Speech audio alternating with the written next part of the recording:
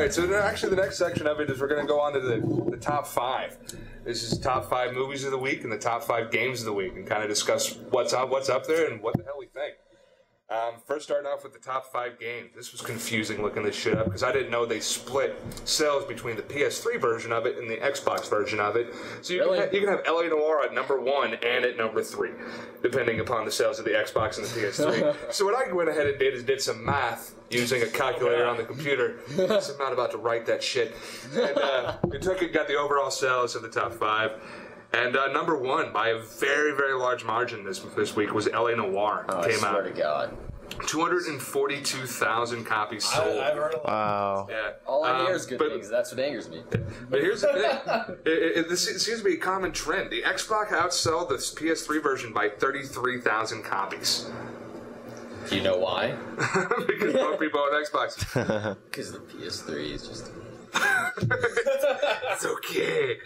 But I don't know. I mean, who cares about the trophy score on the PS3? I none of us here have obviously played LA Noir. We might have heard of it. I've Heard of it, never played it. My friend I've touched it, I messed with it, and it really is it's a reimagining of a point and click. Is it fucking like Mirror's Edge all over again, except without the quick time events? No, I mean, like, it's I'm not going to say it's a bad game, but the hype and the amazement they're giving it. When I first thought about the concept of Eleanor, and everyone was telling me, it's like, when you make a game, you can set a game in any world imaginable. You have free reign for the most part. I mean, of course, depending on the engine you use, you have certain restrictions, but generally, you can have whatever story you want, any world you want, and you're setting it in, what was it, 1950s, somewhere around there. And you're a detective. Yeah. There's no real secrets, no anything conspiracies.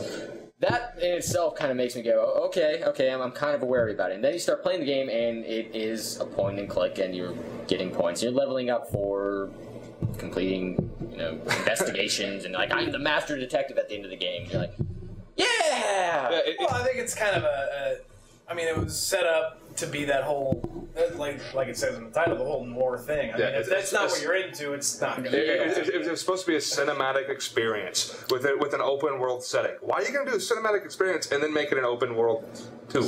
Yeah, that does seem a little weird. That seemed off. I think it's weird. I mean, I get it. Some people love it. I think they're falling in love with it for the wrong reasons. That's all I'm saying. I mean, it's no Red Dead Redemption. It's definitely no Red Dead Redemption. Why you should like something. I'm just I try to not be too much of a dictator and say other people can like it, but when you look at what it really is, and I'm saying it's good. I'm glad it's successful. I like Rockstar. I like the games they release. But Rockstar I wasn't just really want part people. of it. It was Bandai, wasn't it? It was Rockstar. Rockstar was the producer, but someone else actually developed it.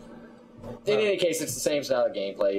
Yeah. Essentially, you got your quests. It's very Grand Theft Auto-ish without, the craziness. Which really is the only reason people play Grand Theft Auto, from what I know. Yeah, because of Grand Theft Auto. But Red Dead Redemption, Red Dead Redemption, it's because it was set in such an amazing world and so fun. Who didn't want to be a cowboy and everything you do? Like, Red Dead was an amazing game.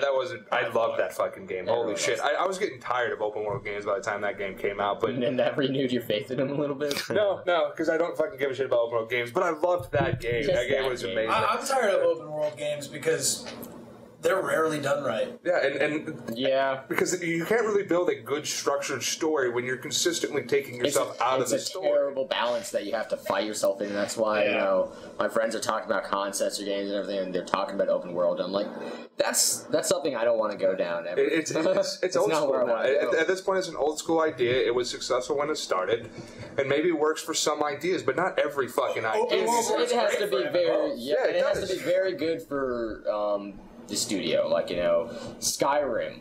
We can get to this later because there's a lot to say on that game.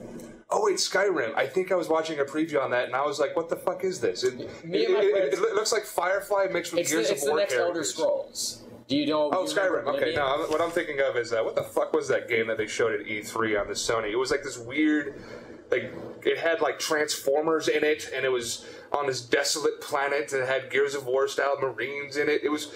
They wasted E3 press conference. I think you watched a completely different press conference. Apparently I was high when that happened. Ironically, we were watching. No, I'm going to find that game. I have notes. notes. Okay. Well, it's like I just want people to say what LA Noir is. If they could just say what it is and then say they love it, and I'm like, okay. But everyone wants to say something amazing. It's Starhawk. It's a reimagining. fuck is Starhawk? It's a reimagining of a point-and-click adventure game, and honestly, horror point-and-click adventure games are some of the funnest games I've ever played. I enjoy those. I just want people to say what it really is. Give it credit for what it is. Don't take it as it's something, revolutionary. Yeah. I still want to play it. I still do want to fuck around with LA Noir one day.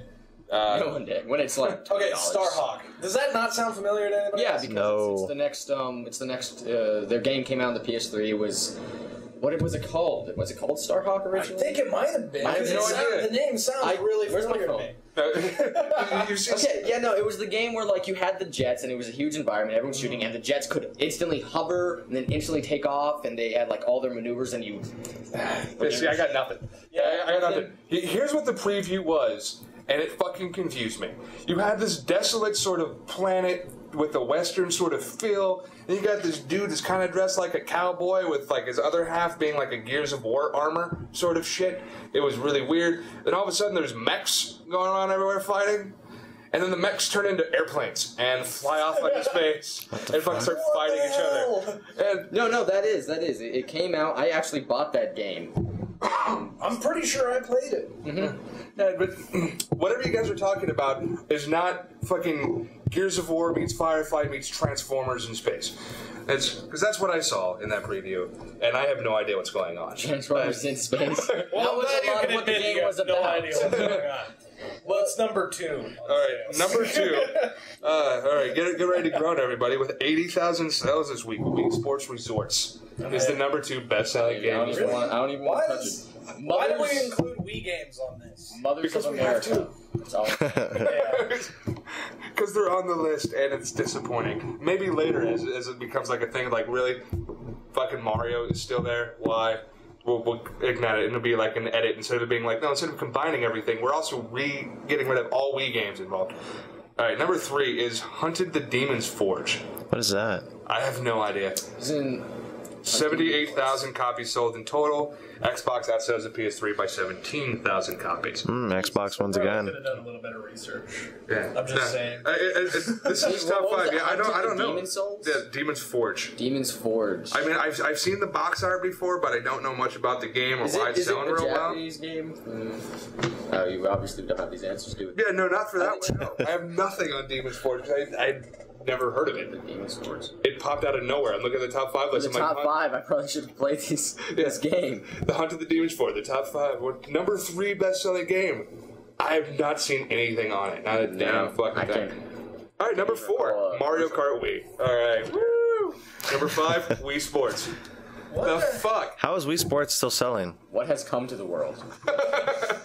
Yeah, so we have LA Noir, a game we've never heard of, and 3 Wii games. Well, this is all part of a thing that I have recently started to have a really big problem with.